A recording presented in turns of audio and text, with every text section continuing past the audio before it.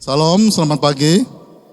Ya, pagi hari ini adalah merupakan satu hari di dalam kehidupan kita yang kita kembali untuk diteguhkan, kita dipimpin, kita diarahkan, dididik, diajar oleh kebenaran firman Tuhan. Ya, kita masih di dalam pembahasan di dalam kitab Yakobus, ya, bahwa apa yang akan kita dengar pagi hari ini di dalam satu tema yang berkesinambungan, fight and action. Bagaimana sikap hati kita, bagaimana kita melalui suratan Yakobus ini, kita dibawa untuk mengerti lebih dalam lagi bagaimana supaya iman kita bertumbuh di dalamnya, supaya iman kita sama-sama untuk bertumbuh semakin dalam di dalam kebenaran ini. Oleh sebab itu pagi hari ini saya berikan judul iman dan kekayaan. Ya, kalau kita baca di dalam kitab Yakobus, ya, kita melihat bagaimana di dalam pasal 5 ini dimulai dengan satu peringatan atau teguran Paulus, ya, kepada orang-orang kaya. Ya. Dan kalau dalam masa sekarang ini, kalau kita melihat, ya, apabila seseorang naik strata sosialnya, ya, orang naik menjadi orang yang biasa-biasa, kemudian tiba-tiba menjadi kaya, gaya hidupnya berubah, saudara. Ya, yang dari yang biasa-biasa kemudian menjadi bergaya. Ya, uang yang dia dapat, dia belanjakan kepada hal-hal yang mewah, kepada hal-hal yang membeli rumah baru, membeli mobil baru, gaya hidupnya menjadi baru, ya. Tetapi kalau kita memperhatikan, seringkali banyak kita melihat bahwa orang-orang yang kelihatannya mendadak kaya, ya. Saya pernah baca satu artikel di dalam media sosial, ya, orang Chinese, dia mendapatkan kemenangan lotre sebesar 200 miliar. Kemudian gaya hidupnya berubah, ya. Kemudian dalam beberapa waktu kekayaannya itu habis sama sekali dan dia menjadi seorang yang meminta-minta. Dia kehidupannya menjadi orang-orang yang menjadi tidak memiliki kekayaan lagi, ya. Kalau kita melihat bahwa setiap manusia tentu mendambakan kekayaan. Ada seorang yang kita melihat bagaimana kehidupannya perpindahan dari orang yang biasa kemudian orang yang memiliki kekayaan yang luar biasa. Sehingga kita melihat bahwa apa yang Yakobus nyatakan di dalam perikop ini, di dalam bagaimana peringatan kepada orang kaya. Ya.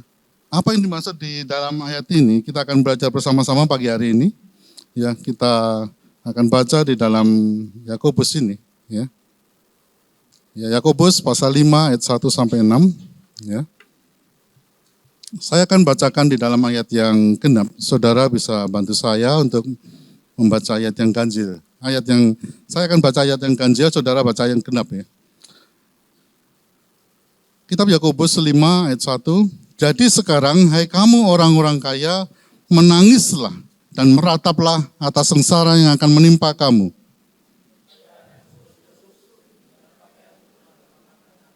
Emas dan perakmu sudah berkarat, dan karatnya telah menjadi kesaksian terhadap kamu, dan akan memakan dagingmu seperti api. Kamu telah mengumpulkan harta pada hari-hari yang sedang berakhir.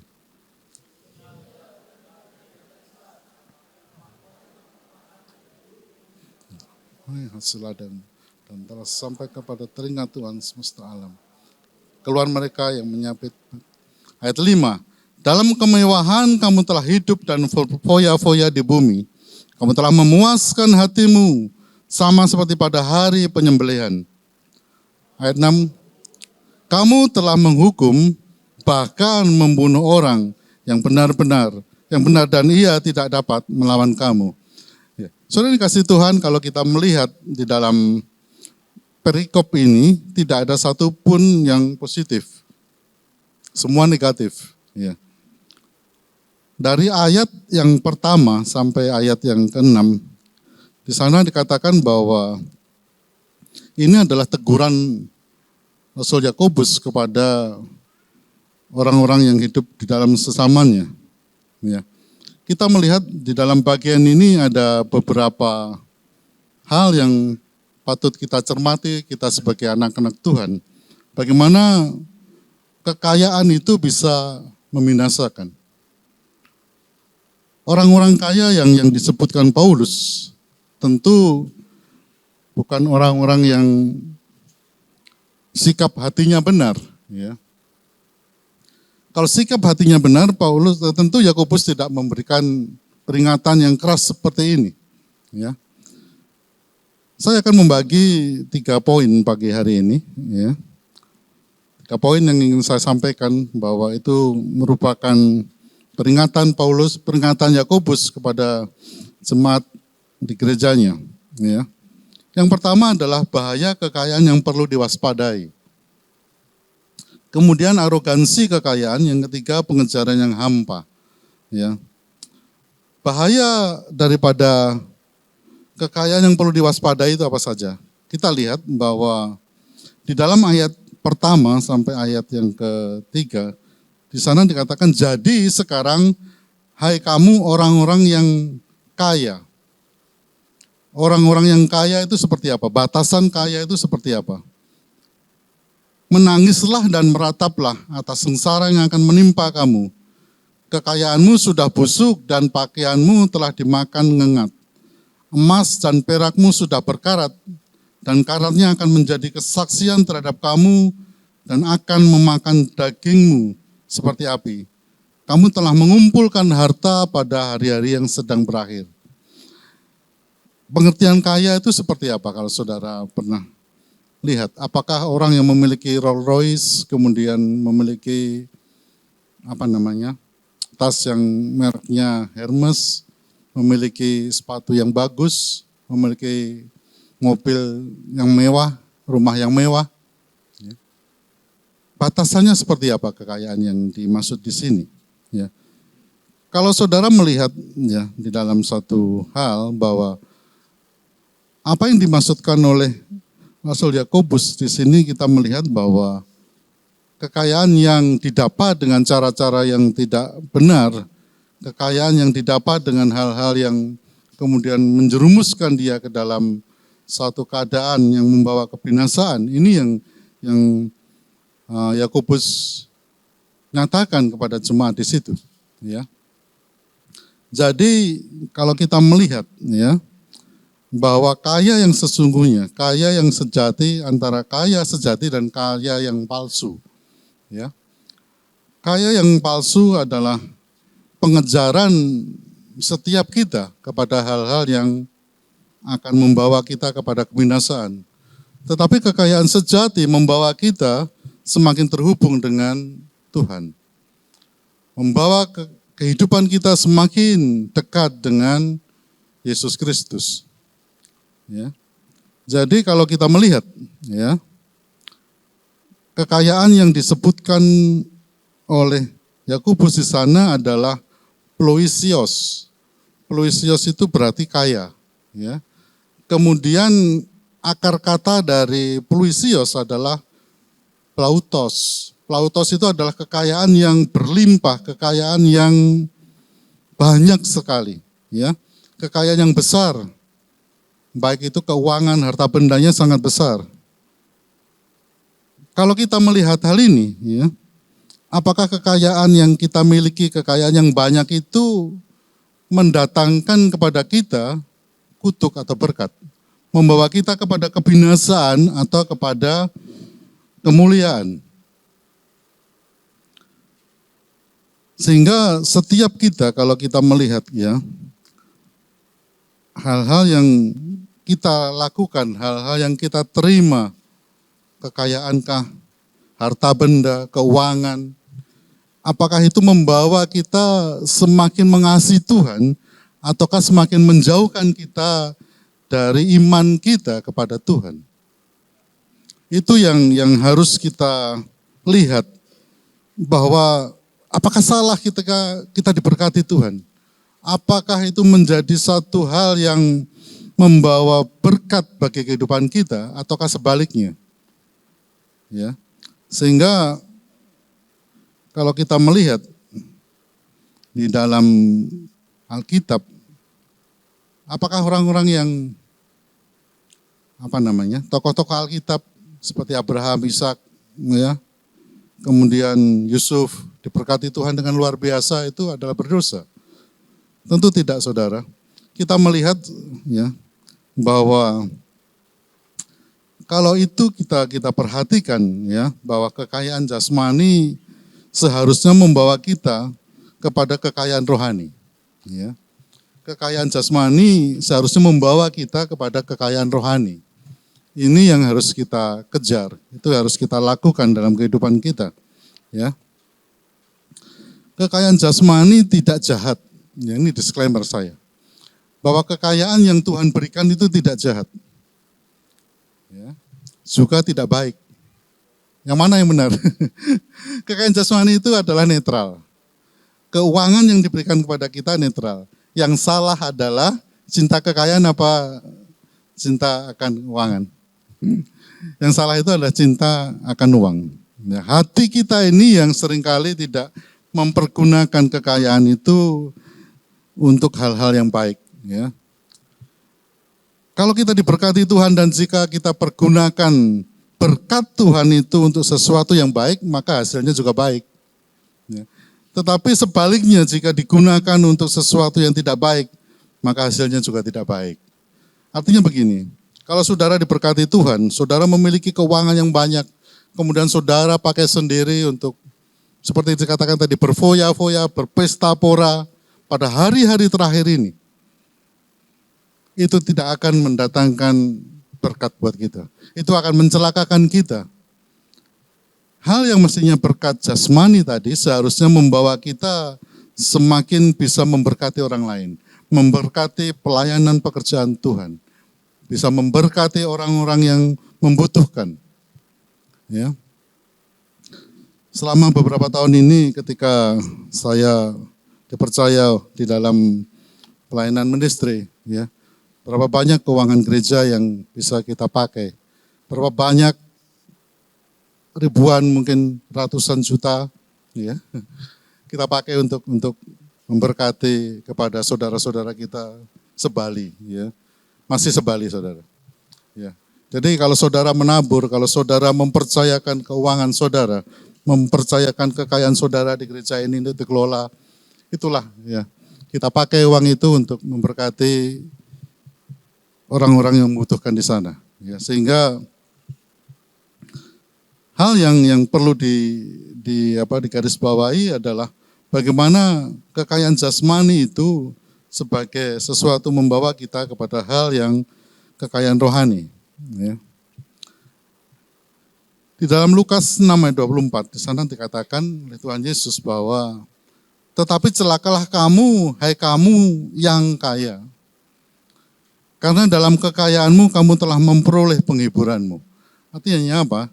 Bahwa Tuhan Yesus memperingatkan sebagai sesuatu yang harus diwaspadai. Bahwa kekayaan yang kita terima, bagaimana cara kita menggunakan, bagaimana cara kita memperoleh, bagaimana cara kita mengaturnya, bagaimana cara kita untuk mempergunakan kekayaan itu di dalam pelayanan pekerjaan Tuhan. Ini yang perlu menjadi satu kewaspadaan bagi kita yang diberkati Tuhan. Sehingga ayat ini menunjukkan kepada kita bahwa inilah fakta yang harus kita simak, fakta yang harus kita pelajari bahwa ketika kita diberkati oleh Tuhan, itu tidak kita pakai sendiri untuk memuaskan keegoisan kita. Ya. Dan apa yang kita bisa lihat di sini bahwa ketika kekayaan yang kita pergunakan, kekayaan yang kita terima, kita pergunakan kepada hal-hal yang menurut saya jahat, ya. Mungkin untuk membeli narkoba, kita datang ke klub-klub malam, kepelacuran, adalah hal-hal yang mempergunakan berkat Tuhan, mempergunakan kekayaan itu secara salah. Ya. Siapakah orang kaya yang dimaksudkan oleh Yakobus di sana? Kalau saya melihat bahwa narasi daripada penulisan di dalam kitab Yakobus ini adalah dia ditujukan kepada jemaat-jemaat, ditujukan kepada saudara-saudara. Tetapi mengapa Yakobus menulis hal ini?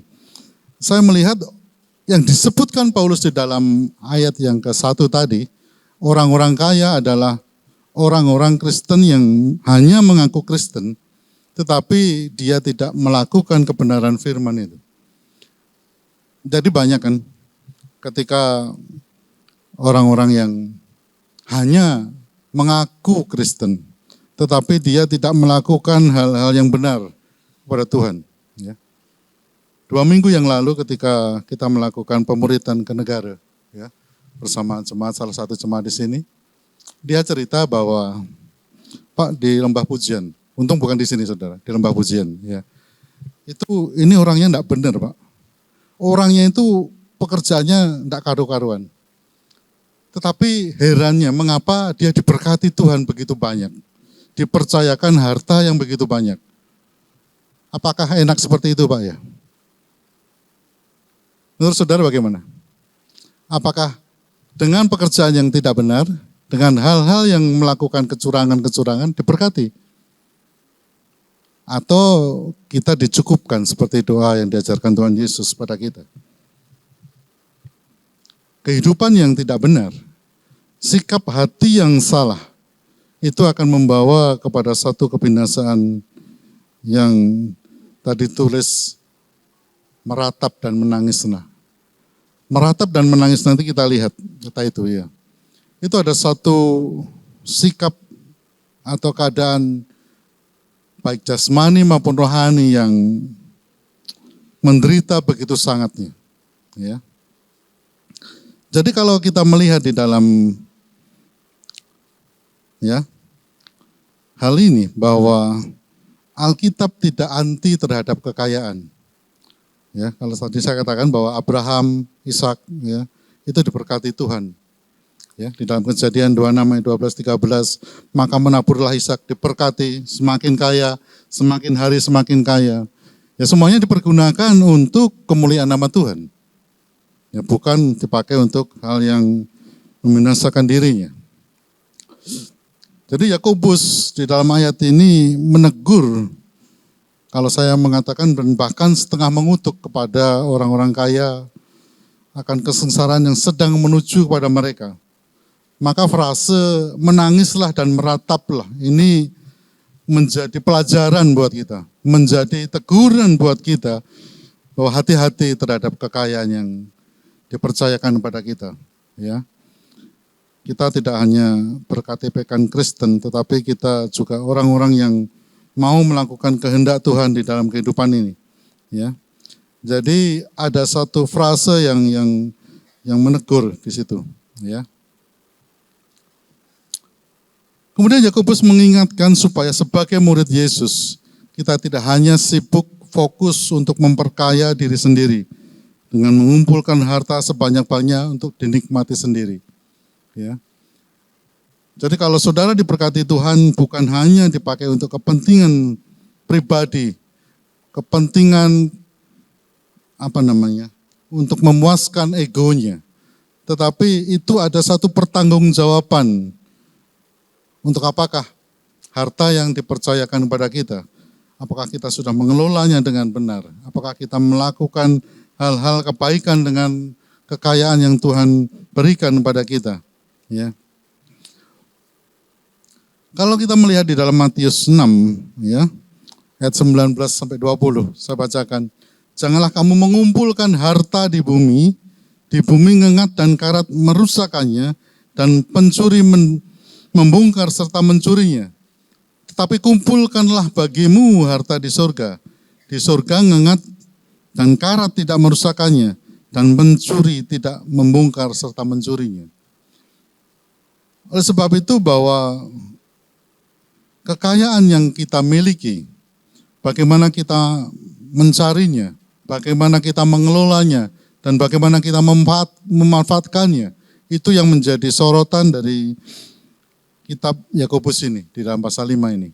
Sehingga ketika kita dipercaya, ketika kita diberikan satu kepercayaan untuk mengelolanya, kita bisa mengelola dengan benar di dalam hal itu. Supaya harta yang kita kumpulkan ini tidak dimakan ngengat dan karat. Kalau kita lihat di dalam Yakobus tadi, ada satu perkataan, emas dan perakmu berkarat. Apakah perak dan emas kita bisa berkarat? Apakah hal-hal yang bernilai tinggi itu kemudian menjadi hal yang tidak berguna bagi kehidupan kita? Ini yang harus kita waspadai di dalam hal ini, ya. Kalau kita melihat bahwa di dalam penulisan ini, kita melihat pada zaman itu, di dalam perjanjian baru, saudara, bahwa menjadi kaya merupakan tanda dari anugerah khusus yang diberikan Tuhan kepada kita. Ya. Ketika seseorang itu memiliki harta yang luar biasa, yang banyak, orang bisa melihatnya bahwa itu perkenanan Tuhan. Tetapi kalau ada orang miskin, orang yang tidak memiliki harta, itu merupakan suatu kutukan, suatu hal yang tidak berkesesuaian dengan kebenaran firman Tuhan. Orang-orang tidak melakukan hal-hal yang berkenan kepada Tuhan. Ya.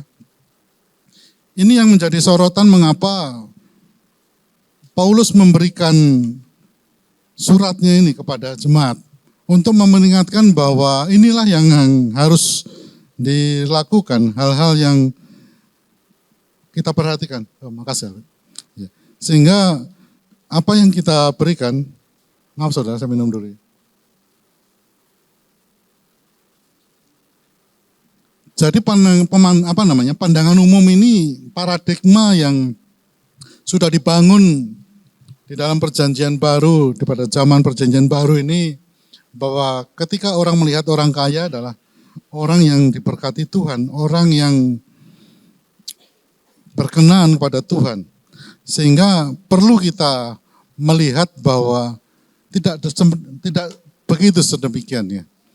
Jadi apa yang dipaparkan, apa yang disampaikan menjadi paradigma, menjadi pandangan umum di waktu itu adalah hal yang tidak berkesesuaian secara umum. Artinya bahwa pandangan yang demikian ini keliru, ya. Kalau kita melihat bagaimana Tuhan menyatakan kepada seorang janda miskin ketika memberikan 1 peser uangnya, dipersembahkan. Tuhan memuji bahwa itu persembahan yang terbanyak dibanding dengan orang-orang memberikan banyak pada waktu itu. Ya. Sehingga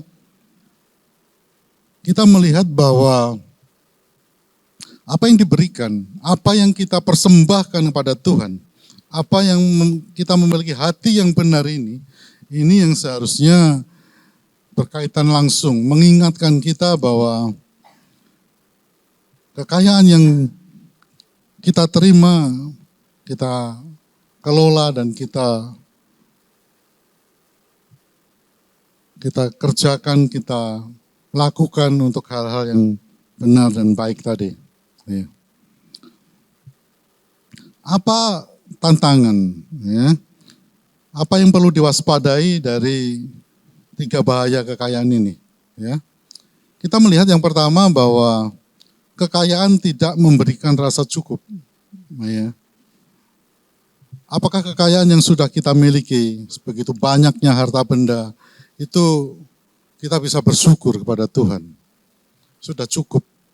Apakah kita ketika memiliki model sepatu yang bagus, kemudian kita masih mengejar lagi yang bagus lagi?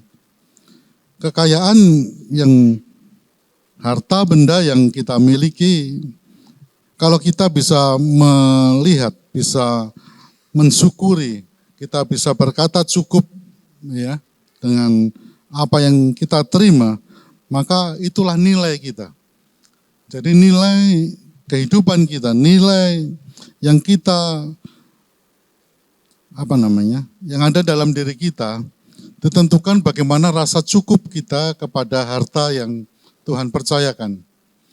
Jadi harta yang Tuhan percayakan itu kita bisa berkata cukup bagi kita. Ya. Sehingga ketika kita melihat hal ini, bahwa kekayaan yang Tuhan berikan, ya, kekayaan yang Tuhan berikan dengan rasa cukup ini, kita tidak gengsi. Apapun yang kita pakai, kita kenakan, yang kita punya, tidak membawa kita kepada rasa gengsi kita. Karena kita merasa cukup. Kita bisa bersyukur dengan berkat-berkat Tuhan yang Tuhan berikan kepada kita. Jadi seringkali kita iri hati kepada orang lain. Tuhan memberkati mereka lebih banyak ya. Tuhan memberikan berkat kepada seseorang lebih daripada saya. Itu yang harus menjadi menjadi perhatian kita, bahwa kekayaan tidak memberikan rasa cukup pada kita. Yang kedua adalah kekayaan itu tidak kekal. Ya. Kekayaan materi yang ada pada kita tidak selamanya ada pada kita. Beberapa hari yang lalu, teman sahabat saya di Surabaya meninggal dunia. Dia adalah yang memproduksi mesin-mesin produksi di tempat saya. Ya, banyak hartanya, tetapi tidak satu pun yang bisa dia bawa. Apa yang kita miliki itu fana sikapnya. Fana dan tidak bisa kita bawa sampai kepada kekekalan. Oleh sebab itu di dalam Matius tadi dikatakan, kumpulkan bagimu harta di surga. Harta yang di surga ini yang harus kita kejar. Harta surgawi ini yang untuk terus-menerus kita upayakan dalam diri kita. Ini yang menjadi satu peringatan buat kita supaya kita memiliki harta yang tidak akan binasa. Ya. Yang ketiga adalah bahwa kekayaan rentan dengan dosa. Ya. Tadi saya sampaikan di depan bahwa bagaimana kita mempergunakannya, bagaimana kita memanfaatkan supaya itu tidak rentan terhadap dosa. Sehingga ketika kita diberkati, kita bisa menjadi orang-orang yang menjadi saluran berkat, dipercaya oleh Tuhan, dipercaya untuk membagikan kepada orang-orang yang membutuhkan. Ya. Ini harus menjadi bagian kehidupan kita supaya kekayaan itu bisa menjadi berkat bagi orang lain. Ya. Hal yang kedua yang kita lihat, ya, bahwa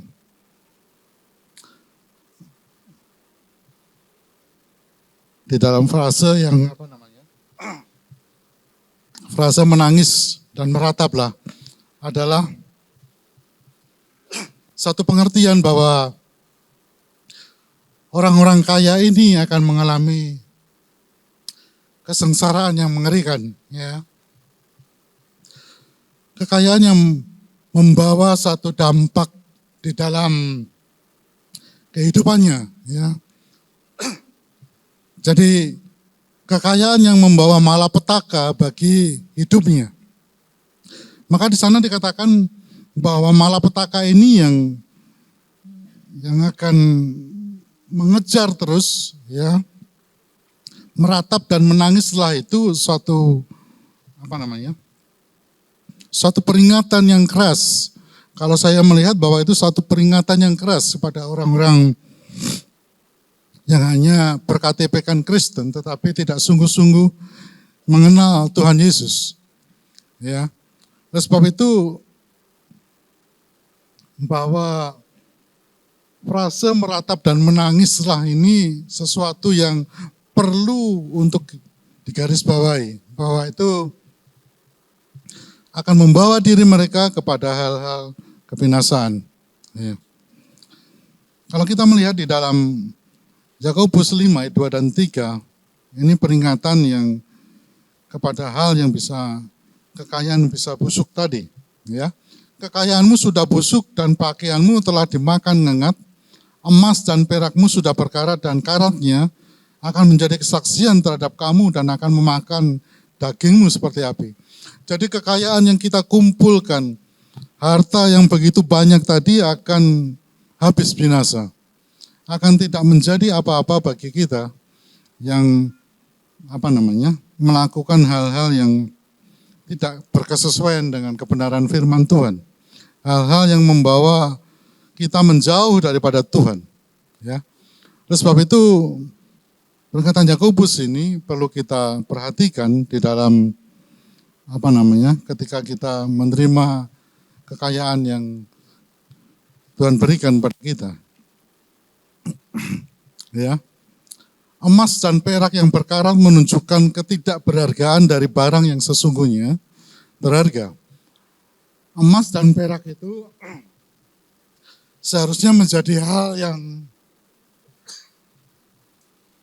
membuat kita bangga, ya. Emas dan perak itu untuk hal-hal yang berguna bagi kehidupan kita. Tetapi ketika itu menjadi hal yang disampaikan menangis dan merataplah di sana bahwa itu akan menjadi hal yang mengejar dan kita tidak ada dalam ketentraman hidup ini. Ya. Kemudian hal yang berikutnya kita membahas tentang arogansi kekayaan. Arogansi kekayaan itu apa? Bahwa dengan harta kita, dengan kekayaan yang kita miliki, kita ini menindas orang lain. Ya. Sesungguhnya telah terdengar teriakan besar karena upah yang kamu tahan. Orang yang bekerja pada kita seringkali, kalau pada zaman dahulu upah sehari adalah untuk mencukupkan kebutuhan kita, dan ketika seorang bekerja pada kita pada sore harinya mereka menerima upah itu. Dan upah itu ditahan, tidak diberikan. Sesungguhnya itu menjadi kekejian bagi kita. Ya. Upah yang kamu tahan dari buruh yang telah menuai hasil ladangmu dan telah sampai kepada telinga Tuhan semesta alam. Keluhan mereka yang menyapit panenmu. Artinya kita sewenang-wenang terhadap orang lain. Kita mempergunakan kekayaan, kita mempergunakan kekayaan yang kita miliki dan kita tidak memperhatikan orang lain. Sehingga ayat ini ditulis, ya. Berapa banyak orang yang bekerja pada kita, berapa banyak tenaga kerja kita tidak memberikan jaminan kepada mereka. Kita menunda upah yang seharusnya diterima.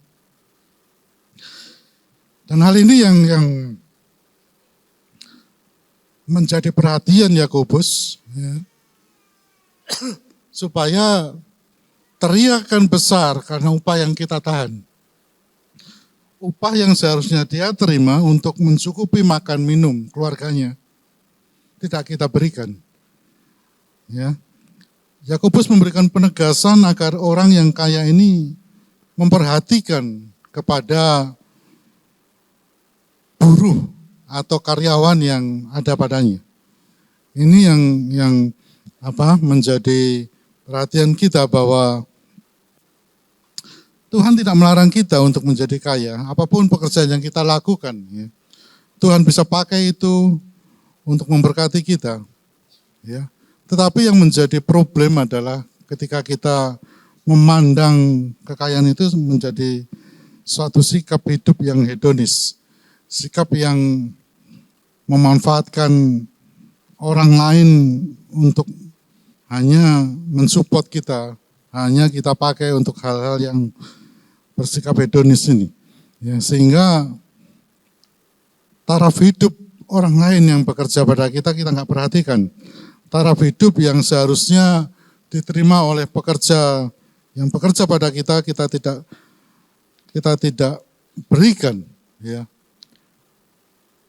menjadi satu refleksi bagi kita, apakah kita mempergunakan, ya, kita mempergunakan berkat yang kita terima dan kita menahan upah yang seharusnya diterima oleh setiap karyawan kita, setiap buruh yang bekerja pada kita. Ini yang tidak boleh kita lakukan di dalam hal ini, ya. Satu pertanyaan refleksi buat kita bahwa apakah saudara sering terlambat, ya, membayar gaji pegawai atau pembantu saudara? Apakah dalam usaha saudara untuk menjadi lebih kaya, saudara-saudara merugikan orang lain? Apakah dengan pekerjaan yang kita terima, kita tidak peduli di dalam perilaku kita? Mungkin pemberian upah yang tidak sepadan, kemudian perlakuan semena-mena kita, ya, tidak memberikan waktu libur dan istirahat. Kemudian ada hardikan-hardikan yang semestinya tidak keluar dari mulut kita. Kemudian pemecatan tanpa dosa, tanpa dasar hukum. Itu yang ditulis oleh Yakobus di dalam ayat yang keempat tadi, bahwa itu yang menjadi satu penegasan karena upah yang kamu tahan tadi. Ini berbicara tentang karakter kita. Bagaimana kita menerapkan prinsip-prinsip ini di dalam kehidupan kita. Apakah kita seperti ini? Merefleksikan, kita melakukan hal-hal yang seharusnya kita kerjakan, yang hal-hal yang benar, yang tidak seharusnya seperti ini. Ya. Sehingga ketika kita melakukan hal ini, kita diperingatkan oleh kitab Yakobus ini, bahwa ini yang tidak boleh terjadi dalam kehidupan kita. Ya. Kemudian hal yang terakhir, ya, pengejaran yang hampa. Ya. Di sana dikatakan dalam kemewahan kamu telah hidup dan berfoya-foya di bumi. Kamu telah memuaskan hatimu sama seperti pada hari penyembelihan. Kamu telah menghukum, bahkan membunuh orang yang benar, dan ia tidak dapat melawan kamu. Menjadi satu peringatan buat kita juga pagi hari ini, bagaimana pengejaran kita di dalam dunia ini. Apakah pengejaran kita hanya kepada hal-hal yang untuk berfoya-foya, hidup dalam hedonisme, hidup di dalam kekayaan, dan kita tidak bisa berbagi kepada orang-orang yang membutuhkan. Oleh sebab itu pagi hari ini kita diberikan suatu peringatan yang menjadi pelajaran yang berharga buat kita, ya, sehingga kalau kita melakukan hal-hal yang seperti yang dituliskan oleh Yakobus ini, maka hati-hati buat kita. Di sana dikatakan meratap dan menangislah sebelum hal itu terjadi. Ya, sebelum hal itu terjadi pada kita. Jadi pengejaran yang hampa adalah pengejaran yang hanya berfokuskan kepada hal-hal lahiriah, kepada hal-hal jasmani di dalam kehidupan kita. Kemudian kalau kita memperhatikan di dalam ayat tadi, ada kata membunuh. Ya, kata membunuh itu kemungkinan besar menunjukkan tindakan para tuan tanah kaya yang memakai pengadilan untuk merampas rumah orang-orang miskin, ya, dan mereka tidak berdaya untuk melawan hal-hal yang demikian. Ini yang perlu kita waspadai dalam kehidupan kita. Apakah kita memakai orang-orang miskin itu sebagai pijakan kita untuk naik kepada hal-hal yang lebih tinggi lagi? Ya, tentu kita tidak mau demikian. Ya. Sebelum saya sampai pada kesimpulan, ya, tolong multimedia bantu saya dibukakan dalam Amsal 11 ayat 24. Ya. Amsal 11 ayat 24, saya lupa untuk memasukkan di sini. Di dalam Amsal 11 ayat 24, ya, saudara bisa buka di dalam Amsal 24 kalau di multimedia sudah ada, silakan. Ya, Amsal 11 ayat 24. Di sana dikatakan bahwa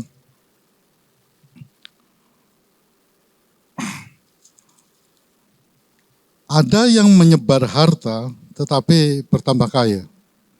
Ada orang-orang yang melakukan, memberikan hartanya kepada orang yang tidak punya, orang yang miskin, tetapi mereka bertambah kaya. Ya. Ada yang menghemat secara luar biasa, orang-orang pelit. Orang-orang yang tidak mau membagi hartanya, dia menyimpan hanya untuk kepentingan dirinya sendiri. Ya. Mereka menghemat secara luar biasa, namun selalu berkekurangan. Ini yang harus kita lihat, saudara. Jangan sampai ketika saudara diberkati Tuhan, saudara pelitnya minta ampun. Ya. Kita sering berteriak di gereja, kok hal-hal yang supaya kita memberi, tetapi pada waktu memberi saudara tidak mau memberi. Kemudian kalau ada acara-acara di gereja saudara tidak mau membantu untuk menyumbang, tidak mau untuk berdonasi di dalamnya. Ini yang harus menjadi kewaspadaan bagi kita. Ya, jangan sampai kita mengaku KTP kita Kristen, tetapi kehidupan kita jauh di dalamnya. Ya. Jadi pengorbanan Kristus yang sudah memberikan kekayaan yang sejati dalam hidup ini, yang memberikan putranya yang tunggal, yang memberikan putranya yang tunggal, supaya kehidupan kita yang semestinya mati, semestinya binasa, semestinya kita meratap dan menangis, tetapi oleh pengorbanan Kristus di atas kayu salib, kita memiliki hidup kekal di dalamnya. Supaya kita yang miskin menjadi kaya dalam kemurahan Tuhan. Sehingga kalau hati saudara, kita memberikan pertobatan, kita memberikan hati kita, dan pagi hari ini kita sudah mendengar pengajaran ini, kemudian saudara, Tuhan ampuni saya, Tuhan saya ingin bertobat dari mendapatkan kekayaan dengan hal yang tidak benar, saya melakukan hal-hal yang bodoh, kita memakai orang-orang miskin, kita memakai orang-orang yang tidak memiliki daya itu, sehingga kita manfaatkan. Ya. Pagi hari ini kita bertobat bersama-sama, ya. Kita mengaku kepada Tuhan bahwa pengorbanan Kristus ini lebih daripada harta yang palsu, harta yang akan binasa. Ya. Sehingga kita terhubung kembali, kita terkoneksi kembali kepada Tuhan dan Juru Selamat kita. Itulah yang memberikan kehidupan kita di dalam hidup ini. Ya. Jadi harta kekayaan yang kita miliki bisa habis atau bersifat fana. Oleh sebab itu hati kita berfokus pada pengumpulan harta surgawi yang sifatnya kekal. Ya. Ini yang menjadi pengejaran kita pagi hari ini. Ya. Apakah kita sudah ikut peduli terhadap orang-orang di sekitar kita yang mengalami kemiskinan dan membutuhkan pertolongan? Ini menjadi satu pertanyaan yang mengusik hati saya. Apakah ketika Tuhan sudah memberkati saya, ya, memberkati keluarga saya akan pergunakan itu untuk kepentingan pribadi saya, ataukah kekayaan yang Tuhan berikan bisa kita bagi kepada mereka yang membutuhkan pertolongan ini? Ya. Sebab itu pagi hari ini izinkan saya menyimpulkan apa yang saya bawakan tadi, ya. Bahwa kekayaan yang dipercayakan kepada kita, ya, seharusnya dipergunakan untuk perluasan kerajaan Allah. Ya. Tetapi apa yang kita lakukan? Kita seringkali memakai itu untuk kepentingan diri sendiri, untuk pemuasan ego pribadi kita. Ya. Dan jika kita menyadari, pagi ini kita mau